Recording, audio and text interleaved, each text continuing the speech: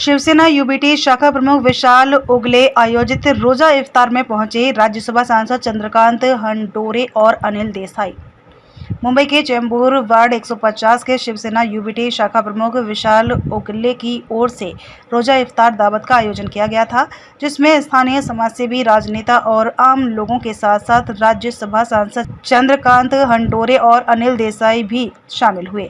मुंबई से global चक्र news के लिए आनंद श्रीवास्तव की रिपोर्ट। आज सदिच्छा देण्यासाठी आज चंद्रकांतजी हंडोरे, राज्यसभेचे सदस्य, काँग्रेसचे वरिष्ठ नेते, माजी महापौर मुबारक खान साहेब, राष्ट्रवादीचे नेते, आमची सर्व मंडळी आणि खास करून रमजानसारख्या या पवित्र महिन्यामध्ये आपले मुस्लिम बांधव जे त्यांचा फार मोठा उपवासाचा, आपण उपवास म्हणतो ते रोजा म्हणतात, आणि पवित्र महिना आहे. आता 2 दिवसामध्ये मला वाटतं रमजान ईदसुद्धा होणार आहे.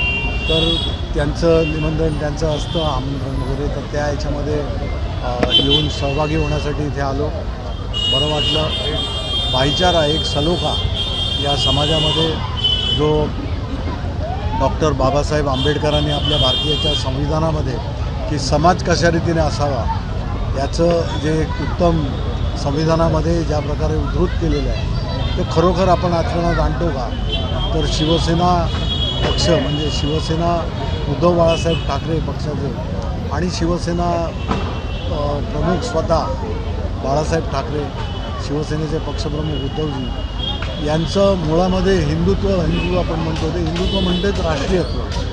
तर ह्या राष्ट्रीयत्वामध्ये सर्व धर्म समभाव खऱ्या अर्थानं आपण पाळावा, त्या ह्याने आम्ही सगळं समाजाप्रती काम करण्याचा जो विडा उचललेला आहे ते काम करण्याचा हा त्यातलाच एक भाग आहे. आपल्या शुभेच्छा आहेत त्याबद्दल धन्यवाद. शेवटी लोकप्रतिनिधी म्हटल्यानंतर आता हंडोरेजींनी ज्याप्रमाणे काम केलं, एक बेंचमार्क सेट करून दिलेलं आहे की कशा प्रकारे लोक काय बघतात, आपला लोकप्रतिनिधी कसा असावा, आपल्यामधला, आपल्याबरोबर आपल्या समस्या जाणून घेणारा, आपल्या खांद्याला खांदा लावून आपल्यासाठी संघर्षासाठी वेळप्रसंगी उतरणारा, आपल्याबरोबर उभा राहणारा. आणि याच गोष्टी आपल्याला पुढं घेऊन जायच्या असतात. जे शिवसेना प्रमुखांची सुद्धा जी व्याख्या लोकप्रतिनिधीची आहे तशीच आहे. आणि त्यामुळे आता आपण शुभेच्छा देत असाल त्याबद्दल खरोखर धन्यवाद.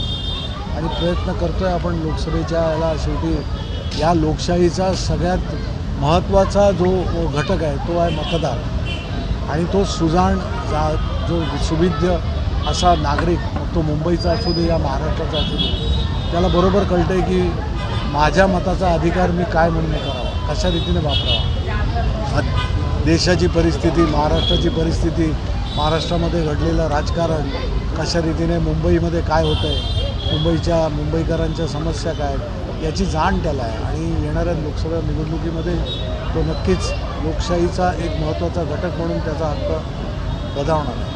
मतदारांना भयमुक्त वातावरणात मतदान करण्यासाठी कशा प्रकारे आपण अर्थात आता भारत निवडणूक आयोग हेच करतं आहे फ्री अँड फेअर इलेक्शन. आता त्यामध्ये खरोखर त्या अर्थानं होतं आहे का, या सगळ्या गोष्टी त्याचं ज्या प्रकारे त्याचं नियोजन असायला पाहिजे, त्या सगळ्या गोष्टी पुरवणं, त्या गोष्टी आहेत की नाही जागेवर ते पाहणं आणि भयमुक्त वातावरणामध्ये मतदारांना मतदानाची सोय करून देणं हे निवडणूक आयोगाचं काम आहे. येणाऱ्या दिवसांमध्ये आपण बघू कशा रीतीने, आणि ते करतील अशी आशा आहे. शुभेच्छा.